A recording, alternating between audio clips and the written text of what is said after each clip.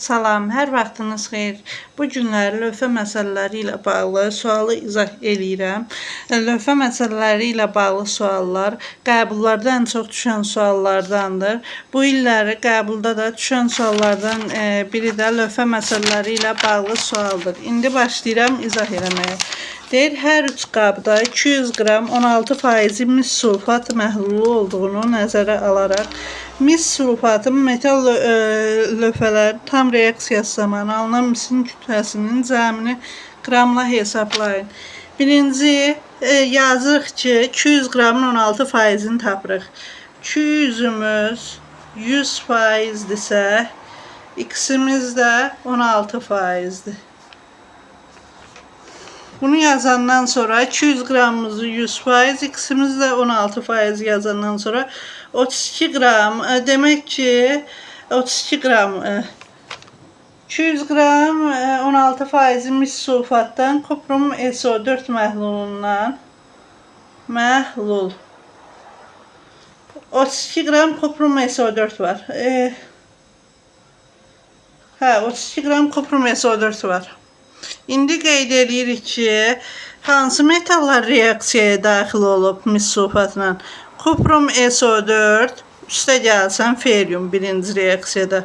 İkinci reaksiyada kuprum SO4 üstə gəlsin argentium.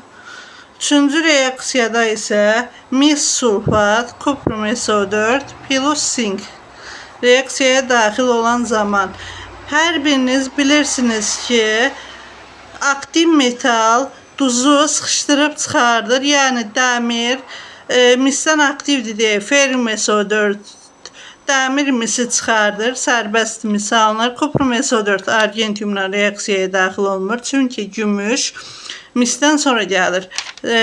Bu birində isə sink sulfat plus mis alınır reaksiyadan. Bunu qeyd edəndən sonra görürük ki, birinci taniyi yazanda 200 qram 16% reaksiyaya mis sulfatın kütləsini veribdi 160.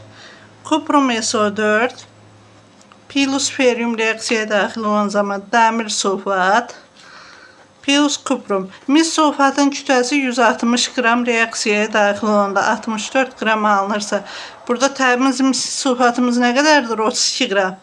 32 qrama da x. 160-dan 32-yə gələndə 5 dəfə azaltmışıq. 64-ü də 5 dəfə azaldanda 12,8. Bunu yazdıq. Sonra ikinci reaksiya getmədiyi üçün kuprum SO4 plus argentium reaksiyası getmir. Üçüncü reaksiyada kuprum SO4 plus sink. Sink sulfat plus kuprum. Yenə 160 qrama 64 alınıbdırsa, 32-yə də y. Y də bərabərdir 12,8.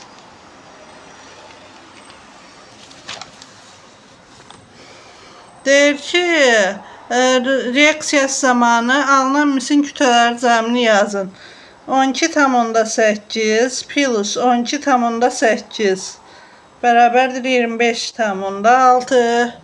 Doğru cavab 25,6 C variantı. Bu ilin qəbulunda düşmüş sualdır. Çox asan bir sualdır. Düzdür, bir neçə şagird bunu çətinlik çəkmişdi yazmaqda, amma çox asan sualdır.